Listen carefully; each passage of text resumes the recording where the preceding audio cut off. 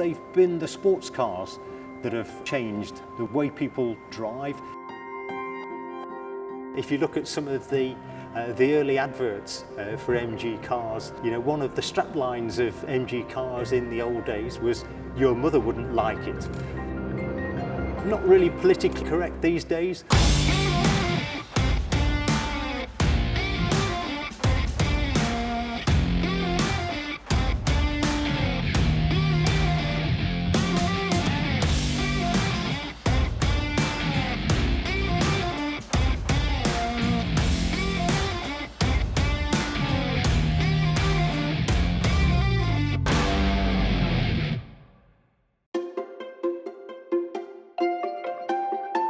This iconic British brand has defined its greatness through its legacy.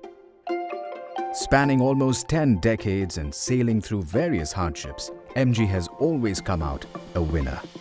Having survived a merciless world war, multiple changes of ownership, and a tragic shutdown of their biggest factory in Abingdon, the brand has battled all demons head-on and travelled heroically through time.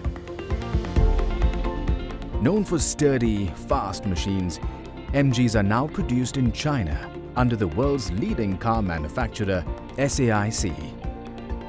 With its intensive production unit and thousands of cars underway, MG is bound to conquer the hearts and minds of car enthusiasts all over the world. To rewind a little, let's throw some light on the birth of an icon. When William Morris started his business, which was Morris Garages, and in 1910, which was to hire and sell cars.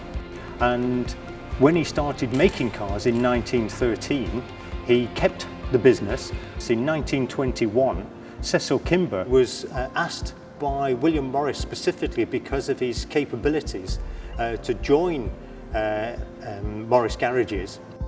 Cecil Kimber, he was a visionary. He designed the first MGs, and right from the word go, he was very keen that everybody in the world should experience the magic of driving an MG. Kimber went out with some ideas. He took basically a Morris Oxford chassis and did some modifications to it, modified the steering to make it a bit better, put a bit more energy into the engine, shall we say.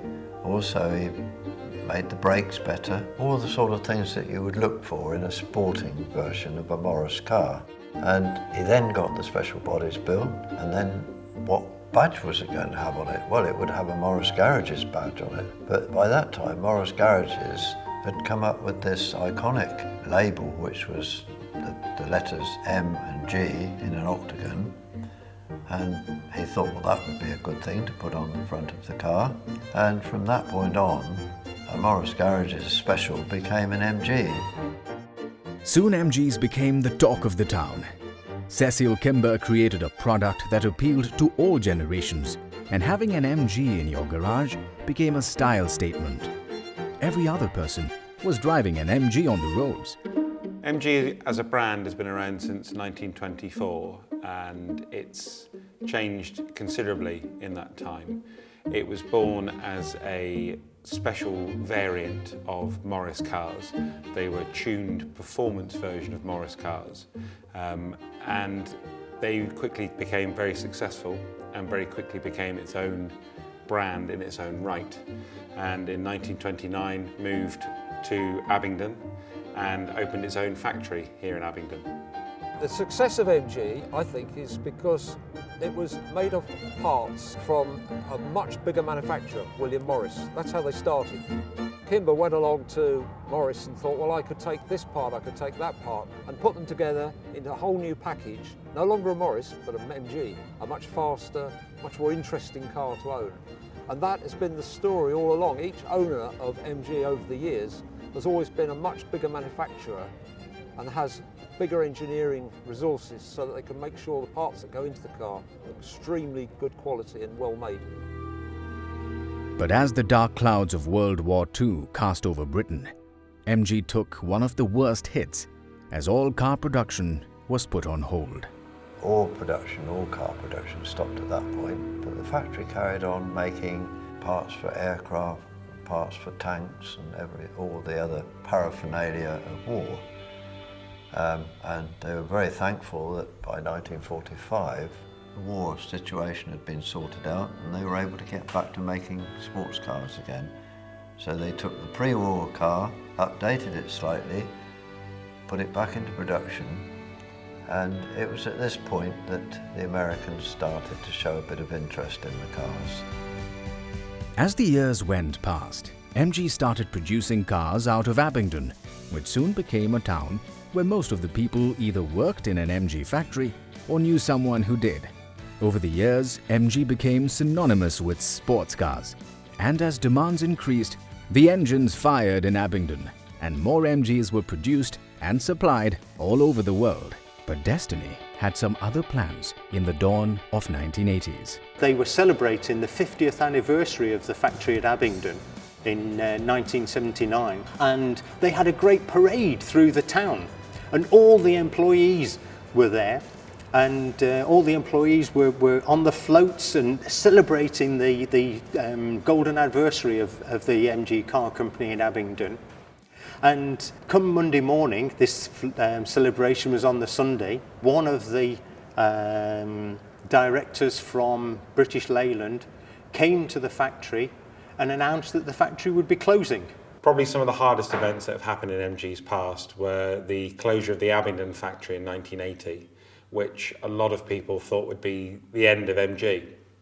It wasn't, thankfully. 2 years later, MG was back with the MG Metro, and production carried on at Longbridge and at Cowley in Oxford for many, many years. Ultimately, MG Rover, which was the last British-owned major manufacturer, collapsed in 2005, and a lot of people were very, very upset and thought that at long last MG had died. Luckily for us, it was bought by SIAC, and the brand was able to relaunch with the MG6 and the MG3.